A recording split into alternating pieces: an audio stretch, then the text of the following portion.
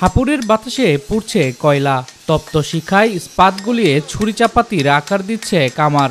নানা আকারের দা, বটি, চাপাতি, ছুরি সহ তৈরি হচ্ছে কুরবানির পশুর মাংস ছাড়ানোর সরঞ্জাম।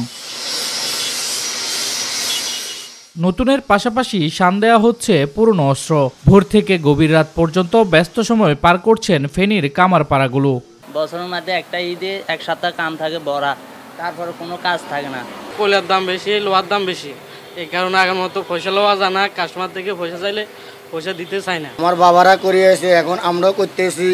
এখন আমাদের সামনে যারা ভবিষ্যতে আসবে, যারা কাম করবে, তারা কিভাবে চলবে? কামাররা জানায় বর্তমান সময়ে তাদের তৈরি জিনিসপত্রের চাহিদা আগের তুলনায় অনেকাংশে কমে গেছে। তবে কুরবানিকে সামনে রেখে ব্যাপক চাহিদা থাকলেও বেশিরভাগ ক্ষেত্রে উৎপাদন খরচ পাচ্ছেন না তারা।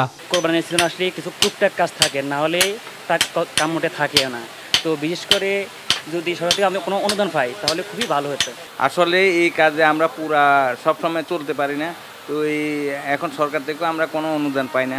আসলে দাম বাড়ার কারণে সাধারণ কাস্টমারের সাথে আমাদের একটু মার্কেটিং করতে হয় আর কি। এবছর সরঞ্জামাদির দাম কিছুটা বেড়েছে, তাই আকার ভেদে পশু জবাই করার ছুরি 800 থেকে 1000 টাকা এবং হাড় কোপানো চাপাতি দা 600 টাকা ও চামড়া ছুলানো চাকু 100 থেকে 150 টাকায় বিক্রি হচ্ছে। এদিকে দাম আগের তুলনায় বেশি হলেও বাধ্য হয়েই পশু কুরবানির সরঞ্জাম কিনছেন ক্রেতারা। প্রত্যেক বছরই তো নতুন নতুন নিতে হয় কোরবানি দিয়ে। হ্যাঁ, এবছর একটু আগের চেয়ে অনেক দাম বেশি। এবং শান দেওয়ার জন্য আসছিলাম গত বছরগুলা, শান দেওয়ার দাম একটু বেশি এবং নতুন খরচ করছি, তাও দাম একটু বেশি। প্রতিবারের থেকে মনে হলো যে এবার কিছুটা দাম বেশি, তবে দাম যদি আরও কিছুটা কম হতো আমাদের মতো মধ্যবিত্তের জন্য খুবই ভালো হতো আর কি।